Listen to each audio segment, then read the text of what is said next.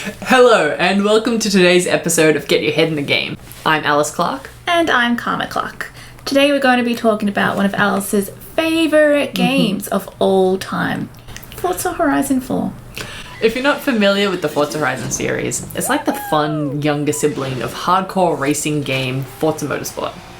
They have the same genes, but Horizon really encourages you to crash into stuff and just have fun, while Motorsport wants you to grow up and be more serious. Map area wise, Horizon 4 is one of the biggest racing games of all time. It's set in an artist's impression of the UK. Same as how Horizon 3 got down all the little details that make Australian roads look like Australia, including Telstra payphones and Daredevil roos.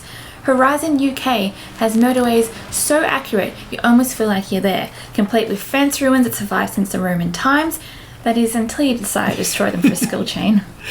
The new story in Horizon 4 is that the Horizon Festival is no longer a week or month-long thing, but permanent. And thus the world changes with the seasons. Some places are only accessible during the winter because lakes are frozen, and your car will handle differently in the warmer summers compared to the rainy spring, leaf-littered autumn, and frozen winter. There's also plenty more events and activities, like being a stunt driver for a movie, setting up a very fast taxi service that probably shouldn't be legal. It's not safe. It's not safe at all. And driving some of the most famous video game cars of all time. On top of all the regular racing, drifting, and car purchasing you remember from previous Horizons. What do you think of the game, Karma? I'm going to be honest and say I am not a car racing game fan. I crashed into it! Look at that! Oh no! The car was ruined forever! No. You also don't have your real-life driver's license. No, I just don't really like driving cars in general. Yeah. But I do like this game.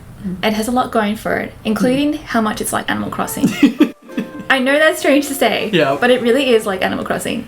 Because if you just want to look for barn finds and earn skill points and drive around looking at the scenery in the game, you can do that. It's just like how if you want to just fish and catch bugs or just walk around your island, you can do that in Animal Crossing.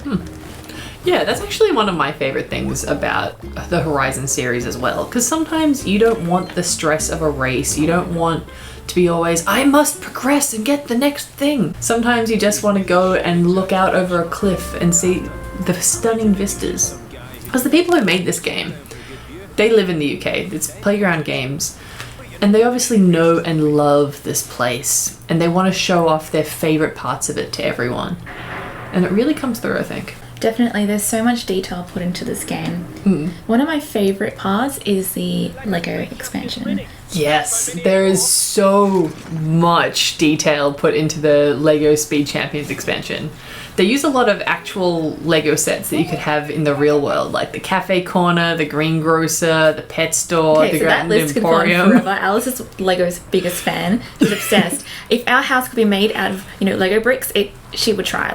Oh, I absolutely would. It's actually one of my plans for the future. But even as somebody who's perhaps also not as into Lego, it's just a really cool setup. There's an area with just random dinosaurs. Or if you've seen the original Lego movie, you can drive out to the middle of the desert and find a house that is just playing the Everything is Awesome song on repeat. I love the shipwrecks just littered at the beach. Yeah.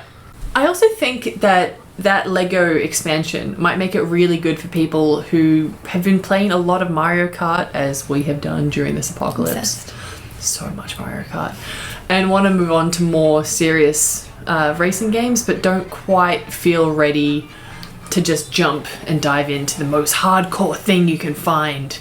The Speed Champions area is just a bit more fun. It's toys, but it's still got all of the accuracy and perfect sounds and ideal tire pressures that you'd find in real cars.